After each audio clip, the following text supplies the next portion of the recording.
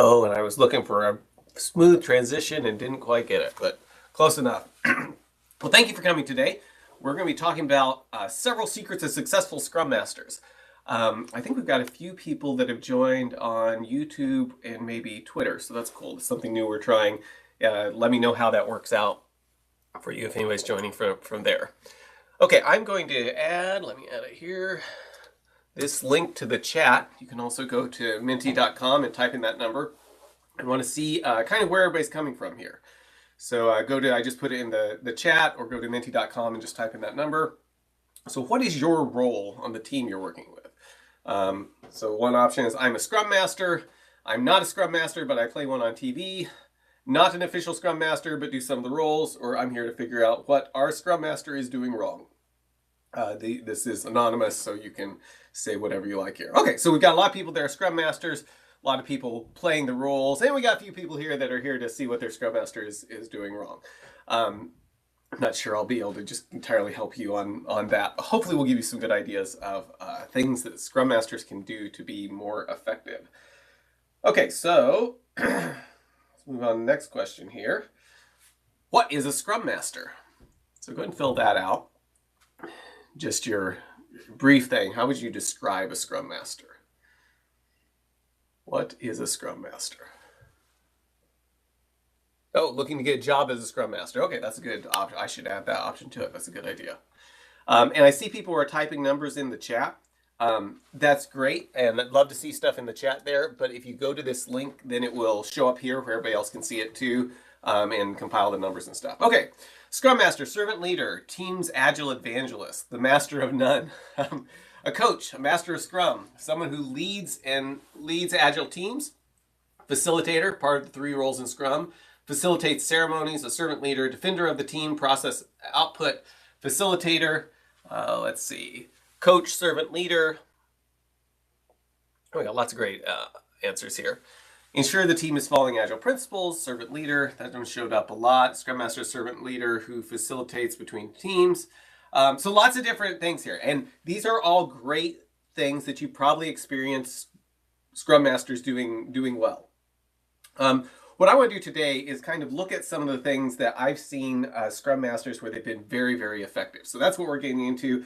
Real quick, here's what's coming up next week. We've got Agile at a Distance, effective remote and hybrid teams. This should be pretty interesting. I think this is the talk where I'm going to tell you all the embarrassing things I've done on remote, including blowing my nose in front of 80 very important people and all kinds of other things. So if you like hearing embarrassing stories about things Mark has done, this is the talk for you. And then Phil Ledgerwood is going to be here the week after that, talking about retrospectives that work. So I'm very excited about these. I will get these sent out probably right after this talk. So I would encourage you, if either of these sound like they'd be useful to your team, please go ahead and take those and forward them on to anyone else that you think might be interested in it. The invites are fine to forward on to other people. I had somebody talk to me this week, say, hey, is this just for our organization? And no, the answer is, if you know somebody that would be interested in the topic, please forward the invite to them. Once they come, they'll start getting the invites on their own. And if anybody's here and isn't getting the invites and wants them, please just reach out to me and let me know. Okay, so back to several secrets of successful Scrum Masters. Who said, friends, Romans, countrymen, lend me your ears? Who's the person that said this?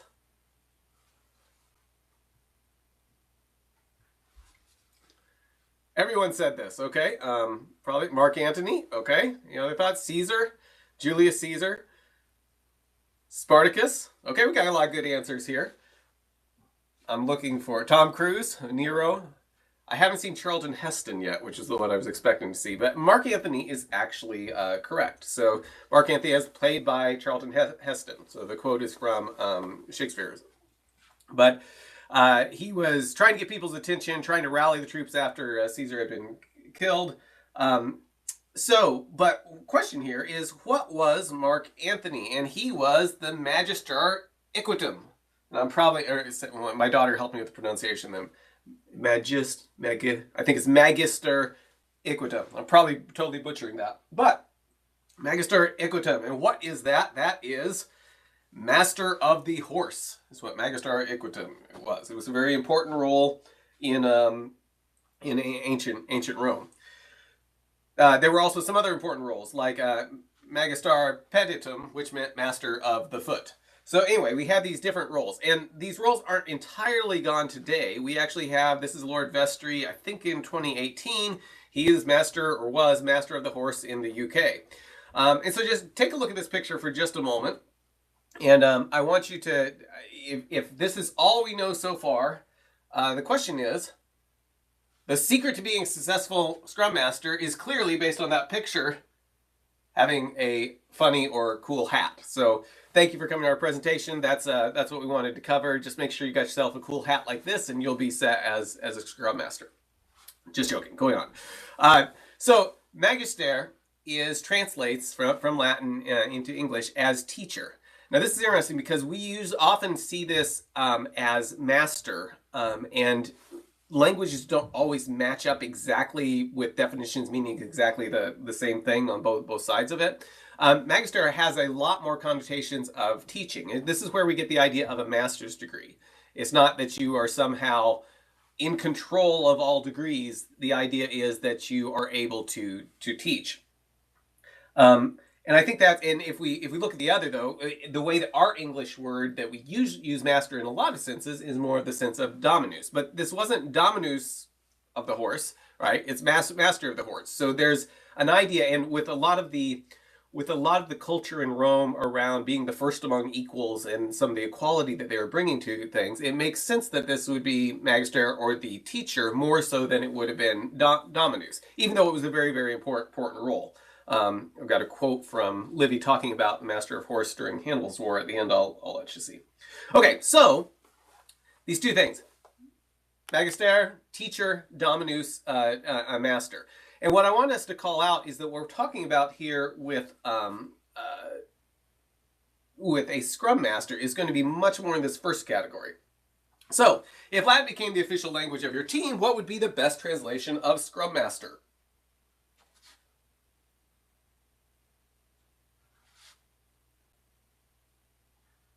Yes, you did point out I'm not recording. I am streaming. That should get the recording. That's what I'm trying differently this week. So hopefully we will get it just streaming it directly to YouTube. But thank you for pointing that out. Checking the comments here a little bit. Good point on where a Scrum Master does wear many hats, and I hope at least one of your hats as a Scrum Master is as cool as Lord Vestry there. Okay, so Dominus Scrum, which would very much be the in control, the person controlling everything. We've got a few people thinking that's the best translation. I'm going to suggest that it's not. Magister Scrum, which is more along the teacher side of things, is what I would suggest to be the best. And this one is great, in vino veritas, which means in wine there is truth. So we got at least two people that prefer that to be the definition, and I can see some reason for that as well, maybe. So what should be true and false about a Scrum Master? So this should be like a truth and two lies, I think, type thing. I'm not sure how that shows up for people, so we'll see if we can figure this out. Okay. So we've got what should be true and false. A few more minutes to fill that out. I'll tell you what, while we're doing that, I will post this link here because I think we've got more people than are participating. And Lopo, you've got your hand up. Is something not working, or were you giving a thumbs up and it's still stuck up there? I'll try to watch the chat. There was something you needed. Okay, so enable their teams to reach their full potential. Everybody seems to agree with that should be true. They're the only ones with expertise in Agile. We've got some people that are saying that's what they think should be true about it, or this may be what you're saying you experience, and their job is to control what the team does. I'm going to suggest that this first one is definitely true over here. They enable teams to reach their full potential. That should be what they're trying to do. But that, as far as being the only ones in the expertise in Agile, that's not usually the most ideal use of a Scrum Master. And even if it were, it should quickly change to where they're not the only ones. And if they're doing their job well, they should be enabling the team and should not be the only ones with the expertise of Agile. And their job is to control what the team does. I have been on teams that are like that. Those have not been the most effective teams I've seen. So I would generally say the first one of these is true. These other two, even though I've seen places that are trying to do that, probably should be false in a well-functioning team. That's been my experience. Okay, so that as an introduction. Now let's get into several secrets of successful Scrum Masters. I've got my alliteration down here. So, first secret, create relationships, right? This isn't really a secret, but I want us to think about what that actually means to create relationships. What does it mean to create relationships? And I see a lot of Scrum Masters, they're like, okay, I need to have a relationship with the person in SQA. I need to really develop that relationship with the business owners, with the people in ops, technicians, and developers, and thinking about all those things that they want to create relationships. But the successful Scrum Masters I've seen go beyond that, and they start looking for building a relationship with the business owner's manager and with the SQA manager and all these people that are maybe a level removed from who they usually work with on a day-to-day basis, because sometimes that's the people you really need to have conversations with in order to move things forward. And then the really, really successful Scrum Masters are also building a relationship with that person that no one knows what they do, but everyone respects their input, and really making sure that they've got the ties into the organization to be able to have conversations with people that they need to talk to in order to help the team move forward.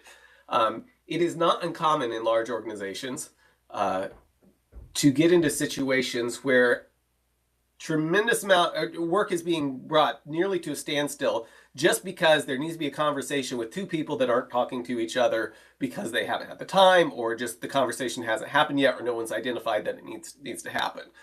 Successful Scrum Masters try to build those relationships ahead of time in order to be able to have people to call on and have friends that they can go to when something needs to be able to move forward. And when I say that, it sounds a little bit self-serving, but it's in the interest of making everyone successful. And it works both ways as well. Next secret of successful Scrum Masters, they remember why. They remember why. So it's very easy for teams to do a lot of stuff that could be really, really good things, but if you forget why you're actually doing those things, it's really easy to not be successful at it. Because if you don't remember why you're doing something, you may keep doing it even when it's no longer helpful. There's an old story about, it was this young couple, and they had just gotten married that year, and they were having Christmas at their house. So they were very excited about trying to make everything go well and stuff. And so the wife was out there, and she was like, okay, we're going to have a ham for Christmas. So she took the ham, she cut the ends off of it, both ends off of it, and put it in the thing to cook it. And her husband's like, why'd you cut the ends off the ham? She's like, that's just how you cook a ham. He's like, I've never heard of people cooking a ham like that. She's like, yeah, that's just how you do it. So a few minutes later, the mom showed up to help get ready for Christmas, the young wife's mom. And so the husband was like, well, I'm going to ask her, why do you cut the ends off the ham? And she said, that's just how you cut. That's how you cook a ham. You have to cut the ends off before you cook it and stuff. He's like, I've never heard of that. And so he was still pondering about it and stuff. And they're like, yes, this is definitely just how you cook a ham. So a little bit later, they got ready, where they were getting ready to eat. The grandma shows up. And so the husband by that time was really, this was really bothering him for some reason. So he goes to grandma. He's like, hey, why do you cut the ends off the ham for that? And she's like, oh, well, my dish was too small. So I growing up, we'd always cut the ends off the ham, and I had a similar sized dish. So I always cut the ends off the ham before I cooked it. In that example, it didn't hurt anything that they were cutting the ends off the ham, but they were doing something without understanding the why. And this is really, really easy to do in Agile, where you find people that are just going through the motions that they saw somewhere or that they had been taught to do without understanding why. And if you don't understand why and the circumstances change, you may end up doing something that's at best just not helping anything. At worst, being very counterproductive because you haven't ever gone back to ask yourself why you were doing those things. So here's a few questions for you. Why do we have a daily face-to-face meeting? So those three options there. Why do we have a daily face-to-face meeting? I'm going to add the link to this back to the chat. If you just joined, I encourage you to jump on with that. I'm going to check on the other chat while this is going on.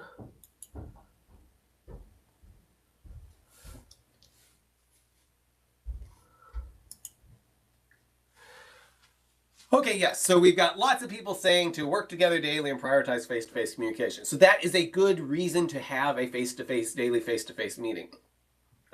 If you're just doing it to let the Scrum Master know what's going on, that usually isn't what's driving the meeting. Now, I know there are some places that's what they're doing, but Agile doesn't say you need to have a meeting every day to let the Scrum Master know what's going on. Agile also doesn't say that we need to have a meeting to keep from writing a status report.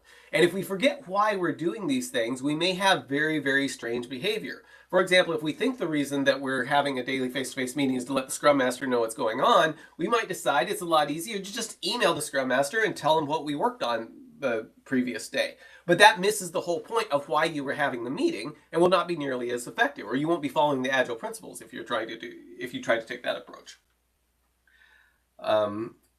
I mentioned one time a team that would all hang out in the hallway on the phone, listening to, not really participating, but just listening to, and then go into the team room once the face-to-face meeting was over. They had completely missed the point of why they were having a daily stand-up. Okay, next question. Why do we do retrospectives? Is it because the Scrum Master said to? Is it to regularly reflect, tune, and adjust behavior? Or is it because it's required at our company?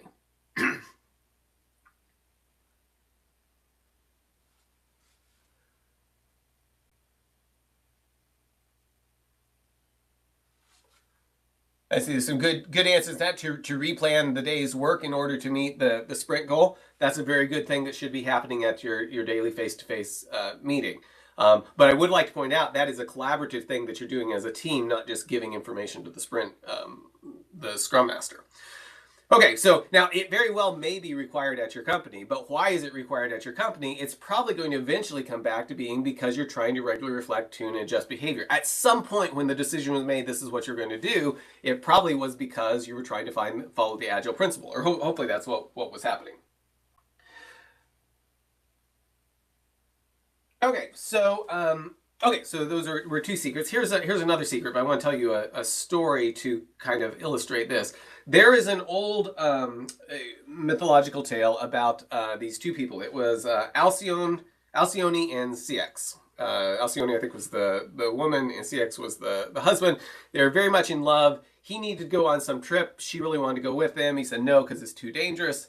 It turned out it was too dangerous, and he ended up drowning. And so she's back home waiting and waiting for him to come back. And finally, some of the gods are like, oh, that's too bad. She's just going to wait forever. We should tell her that her husband died. So they told her, and then the gods were just overcome with how much she was in love with him and decided to turn the two of them into birds. I think the telling I read of it made it sound like a lot more romantic than the way I'm explaining it here. Anyway, turned them into birds, and the birds that they were turned into were the kingfisher birds. And there was this story around this that the kingfisher birds were thought to go ahead or were thought to lay their eggs on nests on the waves. And there was a time of year where the waves were smooth, which was when people thought that the kingfishers were laying their eggs on the ocean. And those were known as halcyon days, or the days of peace. And the reason they were saying those days of peace is because the birds were laying there. Now, it turns out kingfisher don't lay their eggs on there. But the point I was trying to make is that these birds were supposed to be bringing peace to the sea. When they were laying their eggs, it was like this magical thing, and it would be really, really, really smooth. And that was the story behind the kingfishers in Alcyone and CX. And the reason I want to mention that is because the halcyon days, that is something that successful Scrum Masters are bringing to their teams, are bringing peace to their teams. Now, I want to point out here, they're bringing peace, not secrets. And this can be a very difficult thing for Scrum Masters to do because you're not trying to insulate your team from knowledge of what's going on outside the team, but you're trying to insulate your team from the disruption that could be caused by things going on outside your team. And like I said, this is a very, very hard thing to do, but the most successful Scrum Masters I've seen do it and do it very, very well. They keep the team informed, but keep the things that are happening outside that might be disruptive from messing up with what the team's trying to get done. So it could be the Scrum Masters going to meetings instead of trying to pull the team into it if it's something that they can handle and then convey the information back to the teams and those types of things. In organizations that are going through a lot of change, this can be a very tough job and can really you can wear out a Scrum Master pretty easily by them actually trying to keep peace within the team. It's a very, very hard thing to do, but it's extremely important in trying to let a team actually move forward, particularly in a large organization, particularly in a place where there's a lot of change happening, because you can get to the point where the team's not actually making any progress because there's so much change happening. Check this here. Let's see. Somebody asked, in our remote environments, are you suggesting or enforcing teams use cameras during stand-ups? If we are trying to follow the Agile principles, if you've got a team that's bought into the Agile principles and everyone is just like, no, there's no way I'm ever going to turn on my video because I don't believe in face-to-face communication, well, now you've got a mismatch, right? And so the teams I've seen that are effective, people are using their cameras most of the time to communicate because they realize that face-to-face communication is valuable. That doesn't mean that they are always on camera all the time. If somebody's eating, they turn it off or something. I've been on teams like, I just feel terrible. I'm going to leave my camera off today because I look a mess and I'd be more comfortable like this. But it should be something you're trending toward if you're actually trying to follow the Agile principles. So I would give an example of, let's see, look at the thing. The camera doesn't guarantee that. What it can do is provide additional visual feedback. Okay, some good answers there. Okay, so a concrete example of keeping peace and not secrets. So I was working with a project one time, and they had they had a handful of coaches working on it, and they ended up getting rid of a large number of those coaches. The Scrum Master at the time did a very, very good job of walking through that, not by not telling the team what was going on. She was communicating well with the team what was going on, but she was able to separate the team so the team wasn't having to get involved in all the churn that was happening. So they were getting informed, she was letting them know what was going on, but she was also trying to make sure that they weren't getting sucked into having to worry about it or anything. She was taking care of it. Everybody trusted her to take care of everything that needed to be done and to communicate when there was information that needed to be communicated. So that's one example I can think of where a Scrum Master did a very good job of that. It can be a difficult thing because a lot of times people in Scrum Master role can derive quite a bit of power by being the first person to know about things. And sometimes it's easy to get in the position to where doling out information becomes the way that you kind of stay in charge. So that transparency, for some people, can be really, really scary. So it takes somebody that's got a lot of skill and maturity in that to do this well. Let's see. Okay. Okay. Third thing here. Bring peace to the team. So this is what we were talking about. Bring peace to the team. Next, successful Scrum Masters, they deepen their understanding, which means a Scrum Master is going to be asking lots of questions. On a lot of teams I've worked with, I try to tell the Scrum Masters, if you have questions about anything about technology, even if you asked me the same thing yesterday, keep asking, because it's really, really valuable if the Scrum Master understands more of what's happening technically, even if they don't come from a real big technical background. Because you can't remove impediments if you don't know what people are talking about. And so if people are talking about things, the more a Scrum Master is able to understand what they're talking about technically and how it relates together and stuff, the better they're going to be able to do their job. And so that's, when I'm coming and coaching teams, I usually try to make sure we establish that if you have any questions that I can answer, ask, and I will do my best to explain. And I may not, if you don't understand, it's probably because I didn't explain well, so you just keep asking. And the Scrum Masters I've seen that have been really, really effective grow a lot in technical knowledge to where they're able to really help understand what's going on and help the team succeed based on the fact that they've acquired a lot of technical knowledge in the process. I've worked with a team before that the Scrum Master would run the daily stand-up and then go back to her desk and play solitaire for most of the rest of the day unless something came up.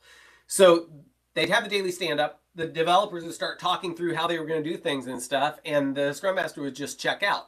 Now, on one hand, maybe that made sense. This person did not have a strong technical background, but they were not taking the opportunity to develop a stronger technical background. Now, they may have thought that they'd slow the team down by asking questions. And sometimes there is truth in that, but a lot of times they'll be able to enable the team so much more if they are able to ask questions. Okay, successful Scrum Masters. Next thing, I ran out of ability to put bullet points, so we're starting another line here. They enable their team. Who runs the daily face-to-face meeting? Okay, so we're talking about enabling our team. So here's a question for you. Who runs the daily face meeting? Is it the Scrum Master? Is it whoever decides to kick things off? A randomly selected team member? Or Milton? I think Milton would be an ideal person to run a daily. I'd like to experience at least once, maybe.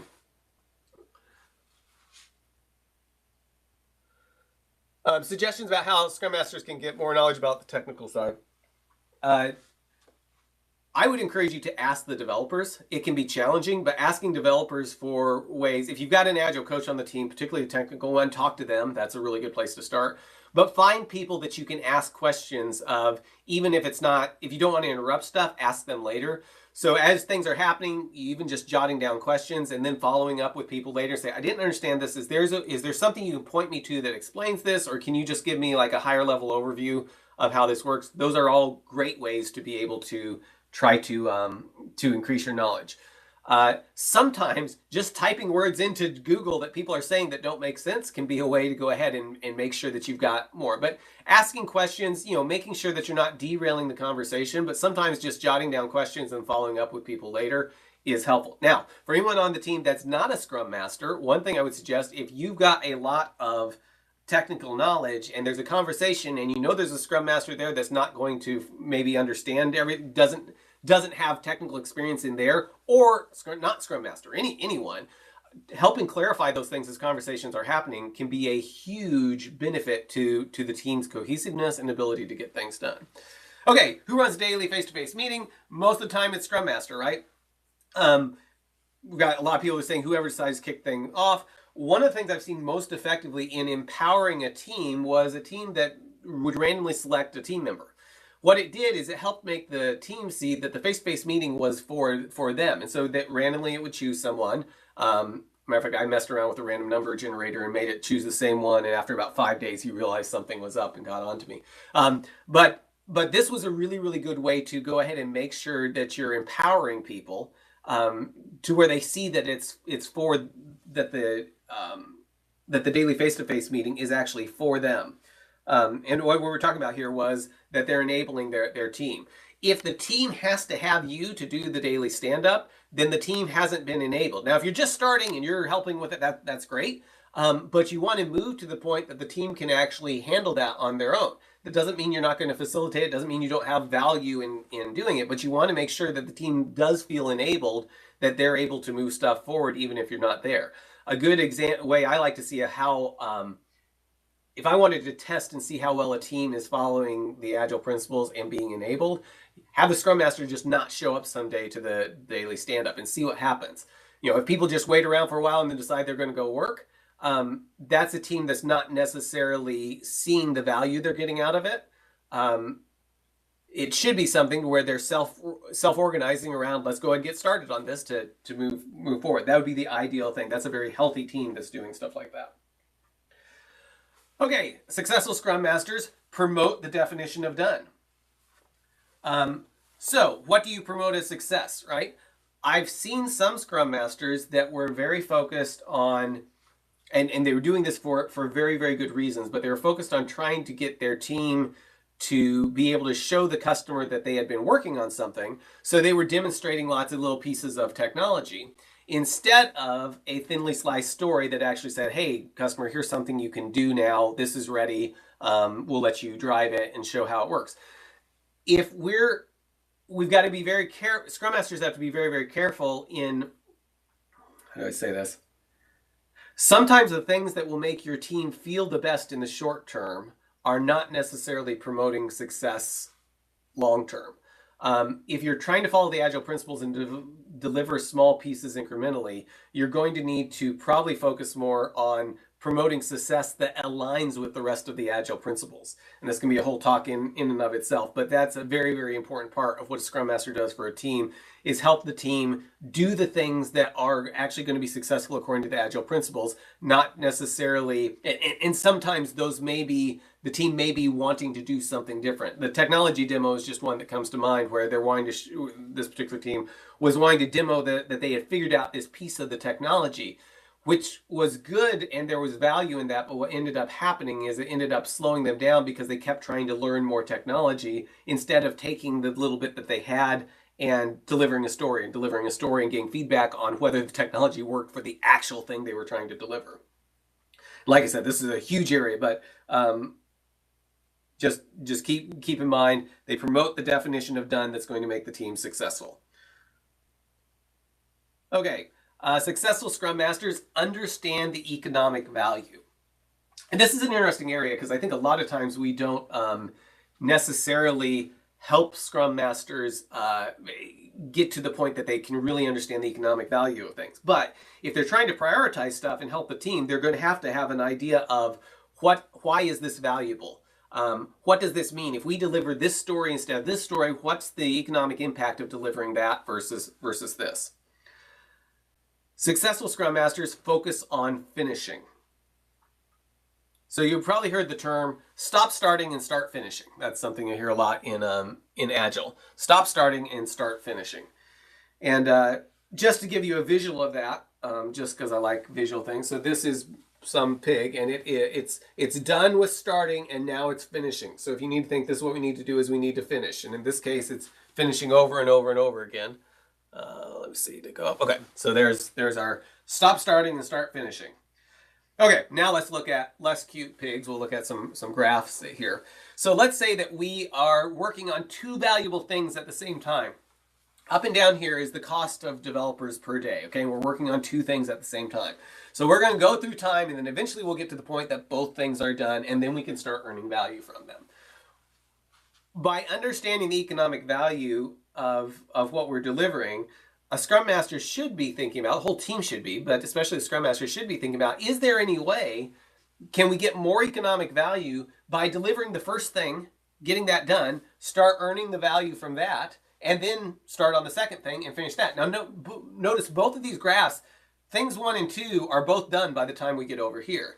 But there was all this time we were able to get value from thing number 1. Now, I'm not trying to say that there's no way you can possibly work on more than one thing at a time. But if I'm working on two things in a way that makes it take longer to deliver both of them, there may be value in finishing one of them so we can start getting earning from it. Now, the earning could be a situation where you're actually, you've got it in the market and you're making money. It could be a matter of you've given it to the customer and they're able to start using it and providing you feedback that they wouldn't have gotten until they got over here if we had done it in the other way. So Scrum Masters that can really understand this and think through what's the value of getting this done can really help their teams be a lot more successful by understanding the economic value of what they're producing. I'm sorry.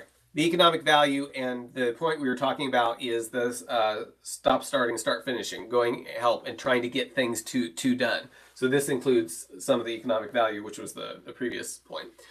So a couple things on try to help the teams get things done is starting on the right side of the board. So when you're starting with your board, if you're doing your daily stand-up, not all of these things are the same distance from done, right? If I start my daily stand-up and I start talking about these things that are way over here in ready, and the fire alarm goes off or something like that, and I don't get to finish the stand-up or something, I've missed the things that I have the most chance, the things that are closest to the point of producing value are probably these things in testing.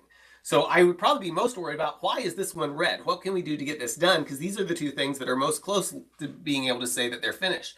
Once we have a plan for that, now let's look at the stuff that's happening in development. Once we have a plan for that, now let's look at what we can do in requirements. If I start here and discover that the entire team for the day is going to be busy on trying to get these things tested and done, there may not be a whole bunch of reason to talk about these other things because I've already figured out the most important thing to go ahead and finish. Now, chances are you will have capacity and you can move across the board, but that's where this idea of starting on the right side of the board in order to really get the team focused on finishing stuff.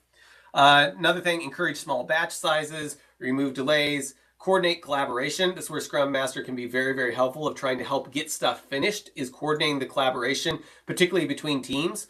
If somebody is saying, I don't know, I need to talk to this person to figure this out, a Scrum Master that can jump in and say, let me get that scheduled for you. Or let's go down the hall as soon as we finish here and let's talk to this person and see if we can move that forward.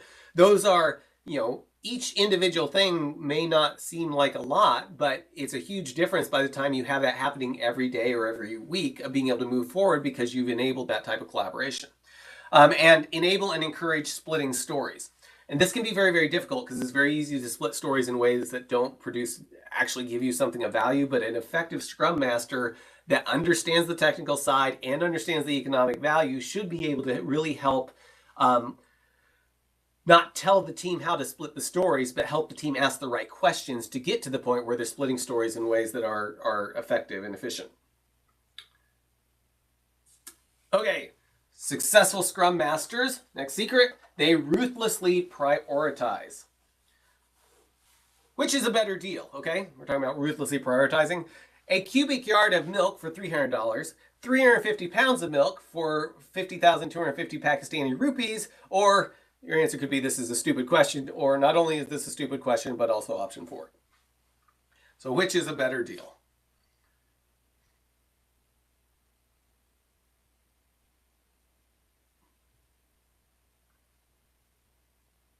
And just to be clear, there's no right or wrong answer on this. But the point I wanted to make with this is that if you have a Scrum Master that has the same visibility as probably most of us as far as the difference between these first two items, they're not going to be in a good position to help the team ruthlessly prioritize. I think when I first made this slide, a cubic yard of milk for $300 was about the same price as 350 pounds of milk for 50,000 Pakistani rupees. Now the exchange rate may have changed some since then, but there's no way for me to look. And I made this slide, and I don't even remember if those are the same. I'm pretty sure they were.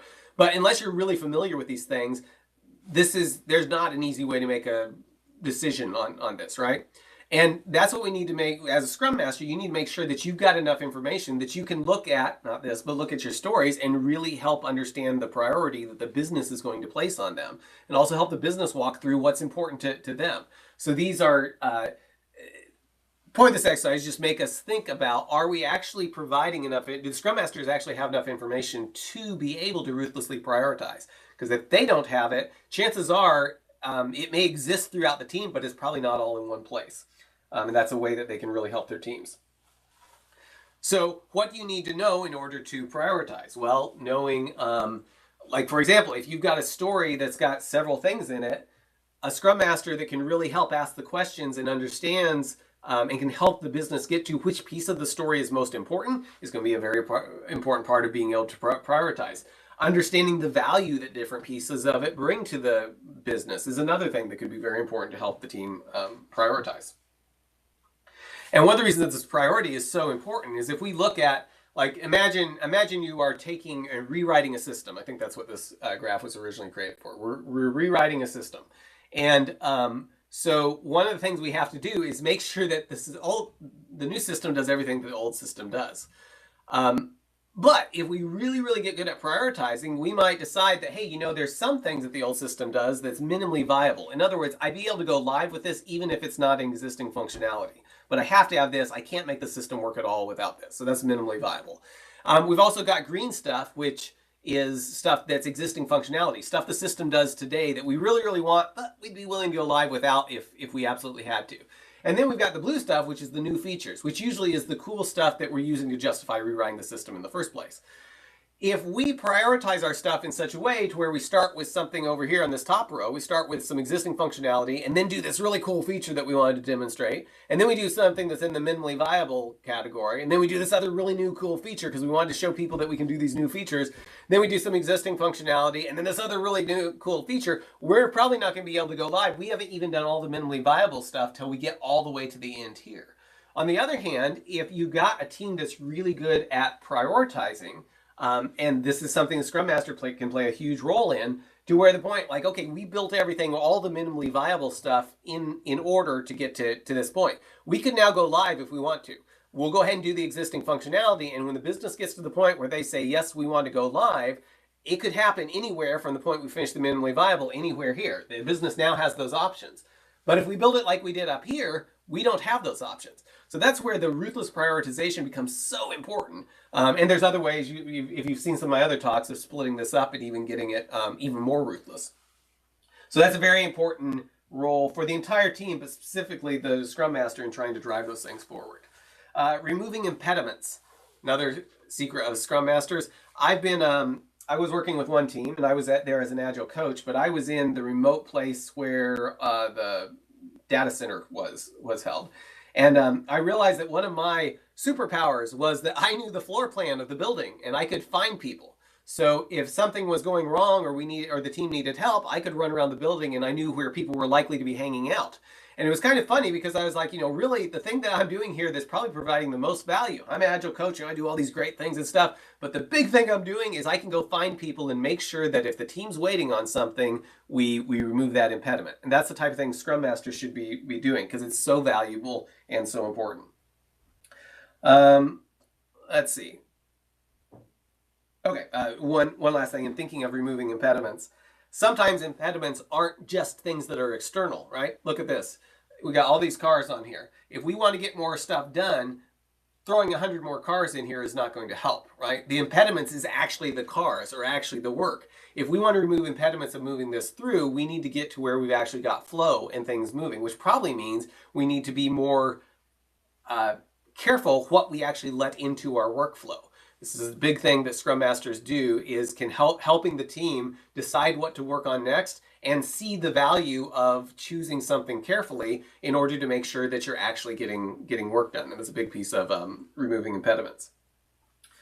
Okay, so here's the quote that I did want to read you. So where I was talking about the master of horse, and this statement about so this is from Livy, and it's during the war with Hannibal. So Rome had the offices of a dictator, which basically gave somebody supreme power to run the army. They had a dictator that was very, very careful, which is probably the only way they managed to actually stave off Hannibal. But so there was the dictator, and right below him was his master of horse in the chain of command. And Livy had this to say about kind of that relationship.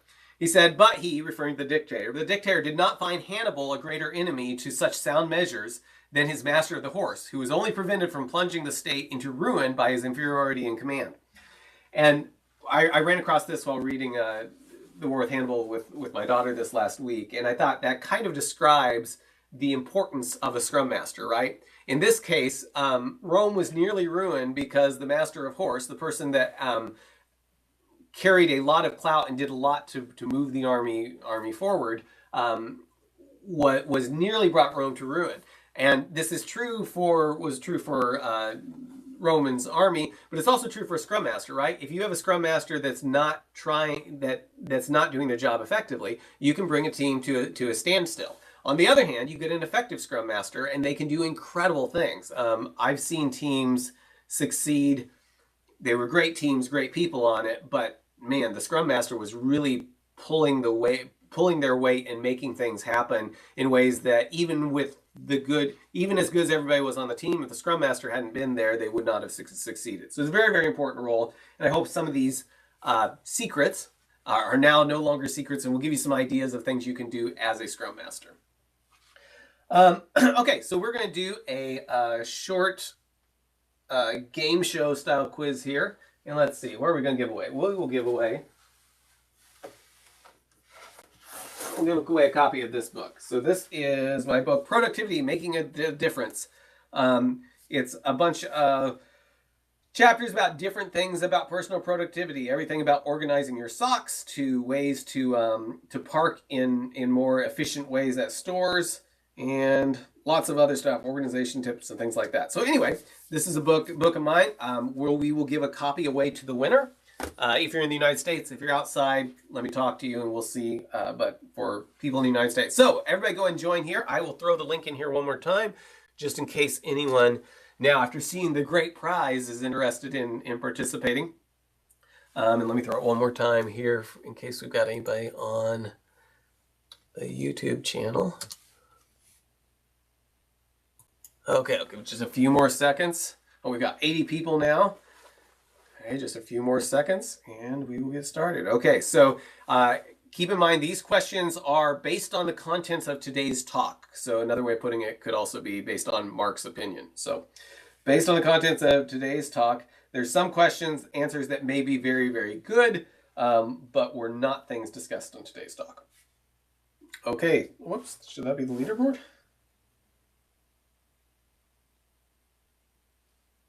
Okay, start quiz. There we go. Okay, answer fast to get more points. What is the most appropriate Latin translation for Scrum Master based on how we were describing the role of a Scrum Master? Is it Dominus Scrum, Magister Scrum, Vini Vidi Vici, I'm pronouncing that wrong, or In Vino Veritas? What's the most appropriate Latin translation for Scrum Master? Time's up.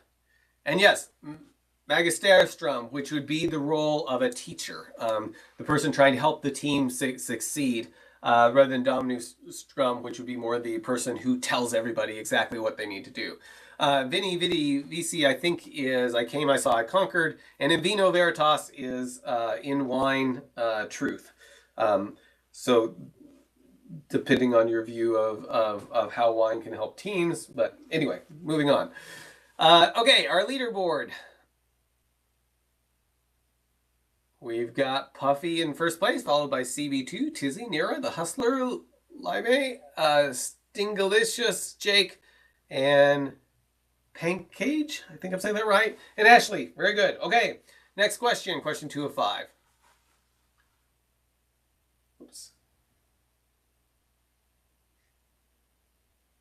Answer fast to get more points. Kingfishers and Scrum Masters should both bring what? What's the thing that we talked about that Kingfishers and Scrum Masters should both bring?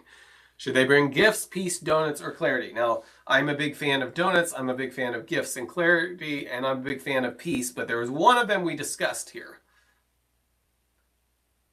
Yes, peace is what we talked about. Now, I'm also a very big fan of gifts. Clarity is good, and that is important, but the big thing we were mentioning was one of the secrets was that they can bring peace. Very good. And our leaderboard, can Puffy retain the top spot?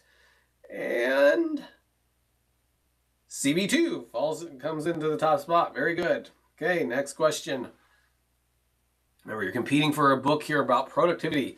Select all the options that Mark listed as secrets of successful Scrum Masters. So some of these were not things we listed as secrets of successful Scrum Masters. So select the ones that are.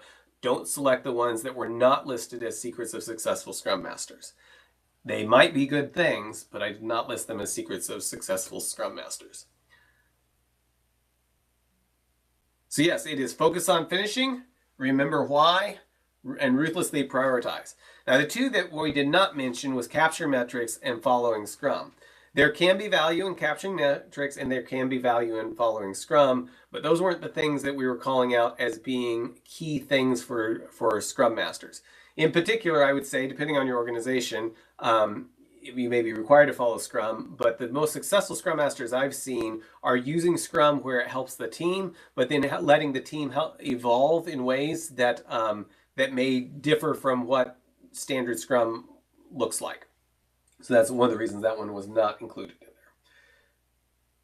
there. Okay, and our leaderboard, let's see if CB2 can keep the top spot.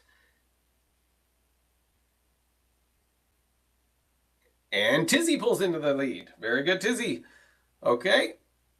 4 of 5. What should happen if the Scrum Master doesn't show up for the daily face-to-face meeting? What should the team do if they don't show up for the daily face-to-face meeting? Team should wait for 10 minutes and then go get to work. Maybe it's 15 minutes if the Scrum Master has a PhD. I don't know.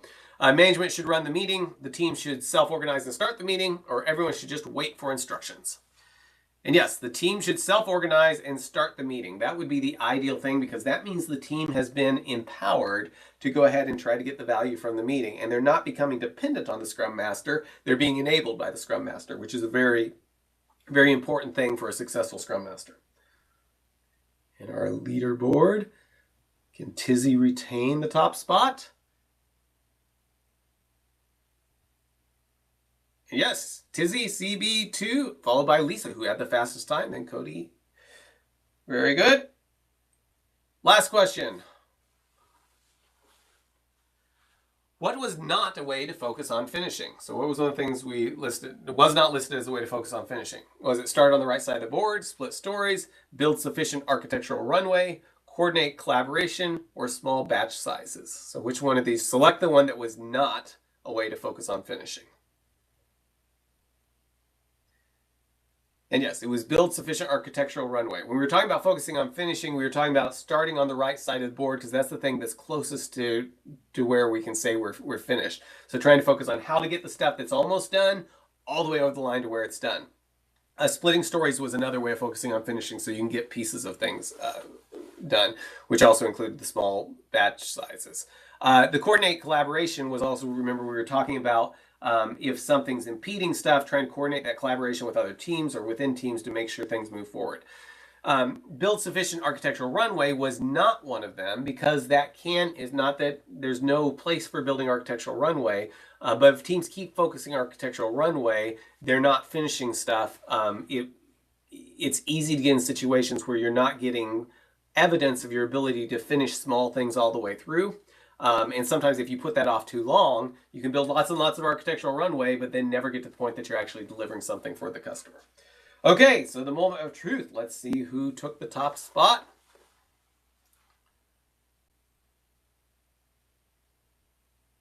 And Sarah pulls into the lead. Very good, Sarah. So send me a screenshot, just send me an email, and I will get this with your address, and I will get a copy of this book to you. It's the productivity about making the difference in productivity. So I would love to get that headed your way. Let's see. Next slide here. Okay, so I'd love to get your feedback, doing different session feedback, just on whether you would recommend this talk to others, whether you learned something useful, and whether you plan to share upcoming invites with friends. I hope everybody puts this one all the way over here and be watching, because in about 10 minutes you are going to get an invite, and I would love for you to go ahead and share that with your friends.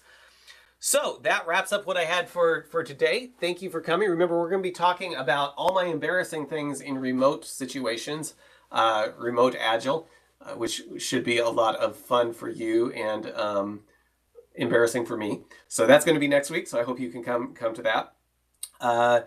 Any thoughts, comments, aggravations, suggestions?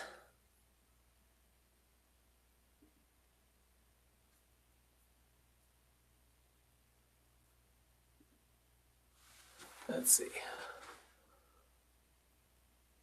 Hey Mark, there was plenty of conversation in the chat regarding roles within Scrum, not necessarily focused only on the Scrum Master. Do you see those roles as being more fluid for the team, or what are your thoughts? I guess I missed some of that. So discussions about whether roles are really set and whether you need all the roles. Ownership of ownership of things regarding product owner versus Scrum Master, Okay. more specifically. This can be a tricky question that can get yourselves in trouble with things, but what I would say is, in my experience, the most effective teams have had the least well-defined roles. Now, people had titles and they did stuff and they jumped in, but the most effective teams had a lot more blurring between roles than other teams. Now, that doesn't mean that every organization is going to be able to do that. Usually, one of the reasons I've seen roles become a bigger issue is when the team is too big. When you have a small, efficient team, I think it's a lot easier for me to tell Cody, hey, Cody, let's work on this, and we're going to do these things together, and can you take this because I'm not going to be here or whatever. That's a lot easier to do than if there's not as much work and I'm really trying to carve out my space for how I'm being valuable. So that's one thought on it. As far as, this is probably the consulting-ish answer, but you need roles well enough defined that the team can be effective in delivering. And that's probably going to vary from place to place. But I'd also be cautious that if your roles are too well defined, if your roles are too well defined and keeping work from getting done, it might point to some other problems. And now I'm gonna have to go back and see what was in the chat because I'm curious now. But thanks for bringing that up. I appreciate the answer. Any other thoughts?